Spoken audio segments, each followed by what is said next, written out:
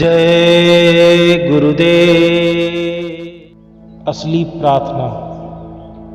दोस्तों, आप भी सोच रहे होंगे कि असली प्रार्थना का मतलब क्या होता है। प्रार्थना तो हमेशा मनुष्य के दिल से करता है। पहले प्रार्थना का मतलब समझते हैं। जब मनुष्य के वश से बाहर कोई चीज हो जाती है तो परमात्मा से विनती करता है कि मालिक दया मेहर करके सब ठीक कर दे, और उसके सजदे में सिर झुकाता है।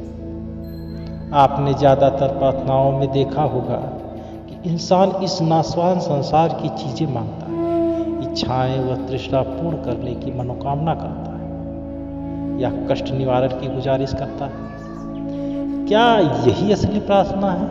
नहीं, यह तो सिर्फ मतलब का साधन है। इसका मतलब तो यह है कि आपको परमात्मा के अस्तित्व पर ही विश्वास नहीं है, क्योंकि मनुष्य के इस व्यवहार से यह प्रतीत होता है कि सृष्टि का रचनाकार और इतने बड़े जगत का पालनहार यह भी नहीं जानता कि हमारे लिए क्या अच्छा है, कि वो हमको जो दे रहा है जिससे हमारी भलाई हो, या यह भी नहीं जानता कि आपके बोए हुए बीज आपको कैसे फल दिए जाए, प्रारब्ध संचित कर्मों के फल।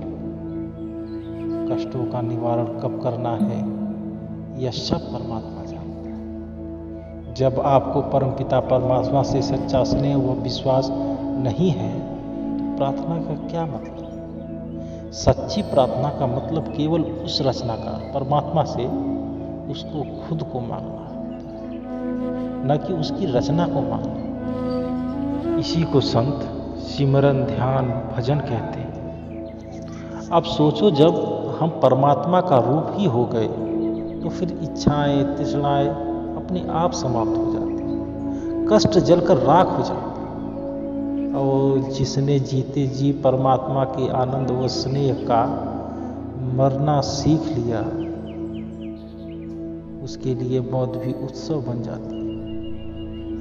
उसके जीवन में रिक्तियां, खालीपन, सब कुछ समाप्त हो जाता है। इसलिए संतों के अनुसार प्रार्थना तो नासवान शरीर की जिंदगी के लिए की जाती है, परंतु सिमरन ध्यान व भजन तो केवल आत्मा की जिंदगी के लिए व उसमें परमात्मा में समाने के लिए की जाती है। यही दोनों में मुख्य अंतर है।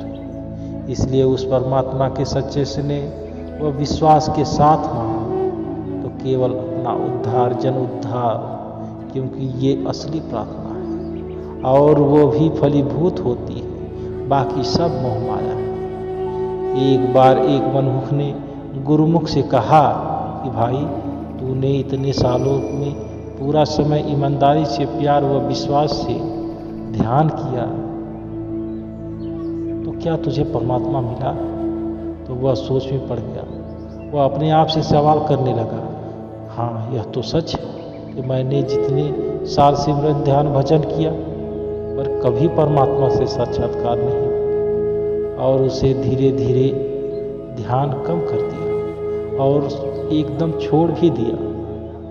उसको एक दिन अंतरात्मा की आवाज सुनाई दी कि तेरा हृदय कोमल, सरल व निर्मल हो गया, इच्छाएं व तृष्णाएं बाकी नहीं रही, तेरे कष्ट दुख पहाड़ से राई हो गए, जीवन आनंदमय हो गया, कोई जीवन में रिक्तियां, खालीपन नहीं रहे, मौत का खौफ नहीं रहा। क्या यह मेरी अनुभूति नहीं है? यह सुनकर गुरुमुख को अपनी भूल का आभास हुआ। वह वापस प्रभु के शरण में आ गया। उठो, जागो, वह सुहानी सुबह का आगाज करो। मालिक के साथ अपने आप को जोड़ो ताकि हमारे जीवन में ऊर्जा का संचार हो सके।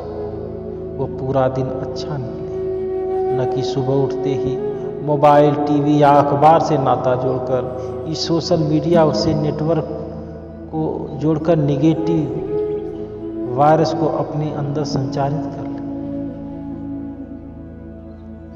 दोस्तों, मालिक इतना इतना दयावान है कि कभी किसी के लिए 2 रातें इकट्ठी नहीं बनाए। हर काली रात के बाद आनंदमय उजाला अवश्य देता है। हाँ, यही अलग बात है कि प्रारब्ध संचित कर्मों के अनुसार कभी कभी किसी की रातें लंबी हो सकती है, परंतु उजाला अवश्य होता है। हम तो केवल धैर्य व विश्वास की आवश्यकता होती है। जिसके अंदर इसका भाव है वो सभी दुखों से लड़ सकता है। इसलिए दोस्तों, इस नासवान संसार में रहते हुए भी, पारिवारिक जिम्मेदारी को निभाते हुए भी कुछ समय असली प्रार्थना के लिए निकाल कर, स्वास्थ्य कल्याण के लिए कुछ न व कुछ समय तन मन की सेवा करें। मन वचन कर्म के द्वारा अपने जन कल्याण के लिए मनुष्य जीवन को असली उद्देश्य प्राप्ति के लिए समय दें। जय गुरुदेव।